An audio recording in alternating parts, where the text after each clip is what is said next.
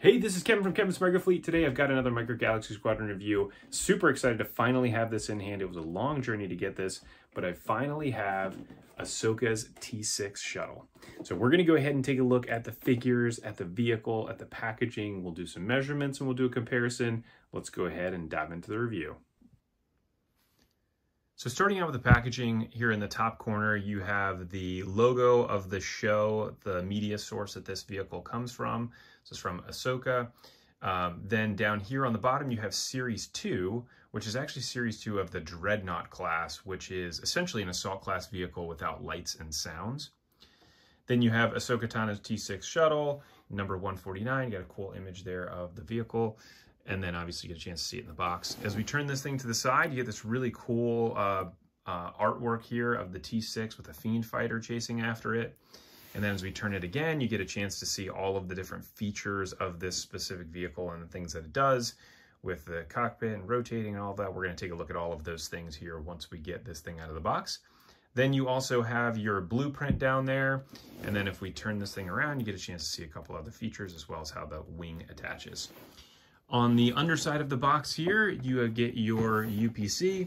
So this should be found at all of the major retailers right now. Target is the main one that has this out and available. It was up for pre-order on Walmart and they should be getting it here in the middle of October. So if you don't have it yet, you should be able to find it in stores and it should be pretty readily available. Let's go ahead and break this thing out of the box and we'll see what else comes with the packaging. So now that I have this out of the box, here is the insert that is behind the actual item. You can use this as a display stand if you wanted to do that as well. And you've got the two different Fiend fighters. You're going to have Shin's Fiend fighter and then Marok's Fiend fighter, which are both coming in Series 7 in the Starfighter class. Shin will be a common release and Marok will be a chase. And then you can see it's got this cool little like... this looks like a Purgle, its tail flipping around in the background, which is pretty cool. So that is that. Let's go ahead and take a look at the actual vehicle. Now, when you take this out of the box, this is what it looks like. So you have your one wing and then you have these little parts here that stick off the end to be able to attach it. So this does look like a scenario where once you clip this thing on, it doesn't come back off. So here we go. See how much force it takes to pop this thing on here. So now I have the wing attached. This was a lot more challenging to get on than I originally anticipated when I was looking at it, but that took quite a bit of force to actually get this thing to pop on. And it didn't clip in the way I was expecting. I was expecting it to kind of click in place, which it didn't. You can kind of see as I'm bending that I can pull it apart. I don't think that it went all the way on. And one of the, although some of them did clip in, one of the things I would say you likely want to do, because there's a wash on this, it's very likely that the wash got onto those clips that go, that connect into the wing.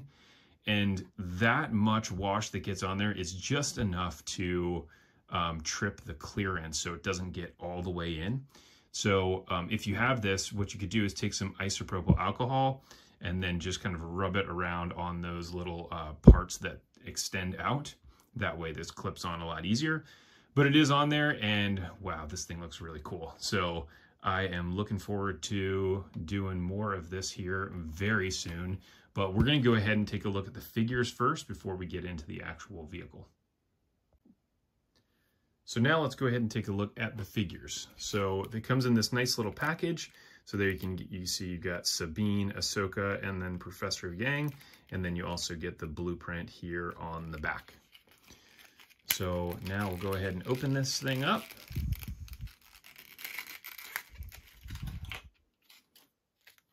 Okay.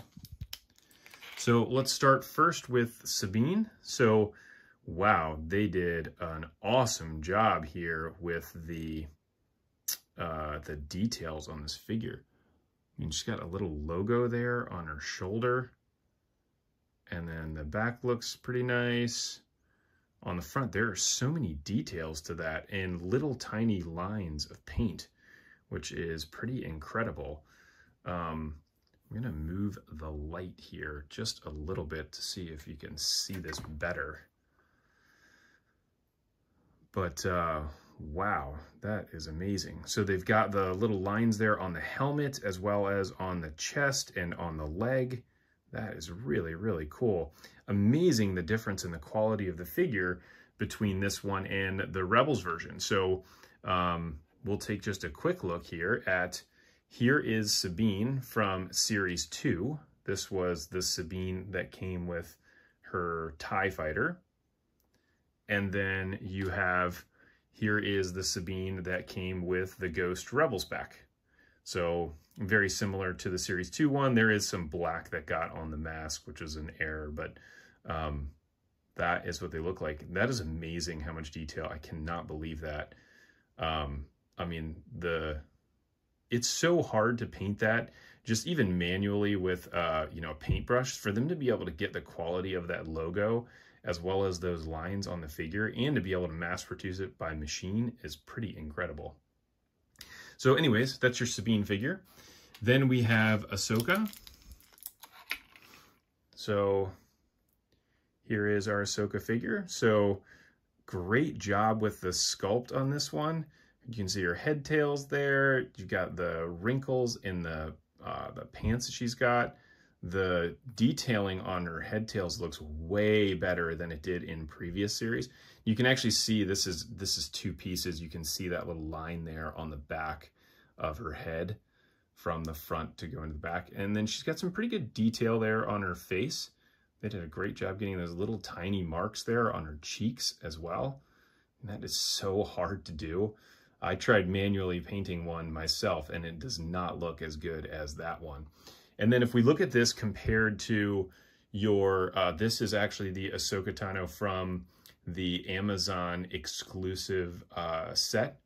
And so you can see the head tail as it's done on the back is just a straight line with the older version. So that is pretty cool that they actually got the details in there of the head tails.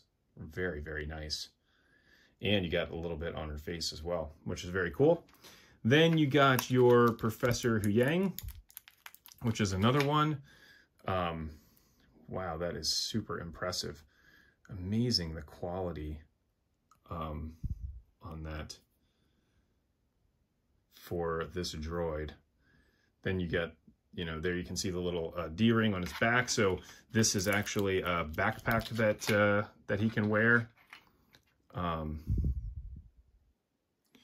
So this one goes on like that. Pretty cool. Very, very cool. I am impressed with the quality of these figures. I mean, gosh, that makes it worth it in and of itself. Very cool. So these are all roughly an inch tall. That's all it is. So let's go ahead then, and now we'll take a look at the T-6. Now, there is so much going on with this. I'm going to go ahead and start first with just the exterior and the deco on this one. So this does have a wash on it. This is a gray wash. You can kind of see here all over this how it's pooled in different places. So this is a slightly different wash than they have been doing recently. This is closer to the series 1 and 2 in terms of how they did the wash. And then here is what it looks like on the underside, where you can continue to see that gray on there, where it's just kind of pooled up in different places. I would say it still looks reasonable. I'm not as impressed with this as what I saw with the Ghost as well as the new U-Wing, which looked really good to be able to get some of that panel lining, but is what it is. As you can see here on the bottom of this, actually if we flip this over, it's got 2 landing gear here, which are great to be able to display this where it's in its landed position. And so those, you can see, have got this little clip on it, so we can pop those guys back down. And then you have this really cool ramp here that actually comes down just like that. So when it's landed, you have the ramp, and the ramp actually does look like it could work for an actual figure to go in there. Inside, which is kind of difficult to see, it's dark in there. There you go, move the light over. You can actually see that is actually the door that goes to the interior part of the vehicle, which we'll see here in a minute when I open this thing up. So we can close that one back up, snaps in place. Then as we turn this thing around, you've got the engine glow there on the back, which looks really nice. And then you have this ball turret. You can see these guns have been bent up accidentally from packaging. So I'll just heat those up and then be able to straighten them out. The ball turret here on the back does open. So it opens actually sideways. So you clip it open like that, and then you can be able to put your figure in it. This does not work like a standard type of a ball turret. It only goes vertical. So you can only turn it up like that and then turn it down. It is a little bit cumbersome. It doesn't move very easily, not as easily as I would anticipate it to, but either way, it does work on there, and that's pretty cool. The other great feature of this, and this is one that is just so cool, is that this does turn. So you can actually move this whole interior section, and you can see as I'm moving that around, you know, it's, let's see if we can get this in the camera. That is what it looks like in its flying position, and that looks so cool. I would say from a display perspective, this is how this should be displayed. Looks really, really good. Now, as you're moving this thing, it does kind of stick. So I don't know what kind of gearing they have in there. It certainly doesn't move easily, but it does twist and lock into place so that it holds in place. And then you have your front cockpit here. So this does open actually forward. It's got these two tabs on here to be able to pop the cockpit open, although pulling it up from that top part is a little bit easier. And the detailing on the interior of the cockpit is impressive. I mean, look at that. It actually has their two different control panels for those people that would be sitting in the back seats. And it's got different console pieces to it. I mean, that is incredible. What a great job and amazing detail that they actually put on that. Very cool. The other thing too is actually on the side here, you can see there's a little window to be able to see inside, so you can put the figures in there, which is pretty impressive also. So now let's go ahead and actually open this thing up. So to open this, you just pull up on it like that and it pops loose. And now you have the interior. Here is the underside of that, some amazing detail on there. And then now you get a chance to see the actual interior of this thing, which looks really, really cool. They actually have that door there, which is pretty sweet as well. So you can see actually the door inside that would go into the cockpit, which is pretty impressive, as well as some other control panels and everything in there, and those blast doors that open, which is also pretty impressive. You've got your table that's there in the middle where they could sit. You also have all of the other stuff on the sides, as well as, you know, your engine core there in the back. Very cool. And then you have these doors as well. So let me turn this guy sideways like that. So you can actually open these up. And again, you can see that that's transparent to be able to see through it, which is pretty impressive. So that opens on either side. Now, the one thing I will say that is super important to remember about this is if you're getting ready to rotate this interior piece, you have to make sure everything is put back. So make sure that the doors are closed, make sure that your landing gear is actually closed as well, so that way as you spin it, it doesn't actually hit the side there and you break it off. But now that we have the top off, if we go ahead and open up this ramp, now you can really see on the inside, you can see right through there, which again is really cool. That is such a cool feature to this that you really don't have to have, but is just fun. And so there you go. That is your tour. So what I want to do now is I want to do some measurements, and then we'll compare it to some other vehicles that we have. So in its landed position, we could see from side to side, the whole wingspan of this is 13 inches long. From front to back, the back of the laser cannon to the front is 10.5 inches.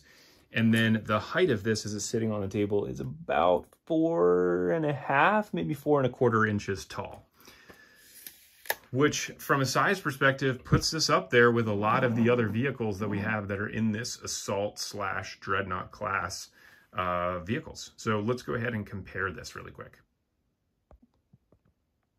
Now, to really compare this well, I'm going to move the camera around here so you can see, but there is the Ghost next to the T-6. You can see the size of it relative to the Ghost. It is wider than the Ghost is from side to side, probably not as much front to back, but I mean, the Ghost is by far my favorite vehicle of the line. The T-6 is probably going to be second along with the ATTE. But you get a chance to see there with Sabine's TIE, like the standard TIE fighter, as well as an X-Wing comparison. So if we get up here where we get a chance to look straight down on the top of it, again, you can see the size of the T-6 relative to the Ghost, and then the X-Wing there in the foreground, or on the bottom of the screen relative to it. So it is huge. And I would say just from a relative comparison of the size, it's way bigger than I was anticipating.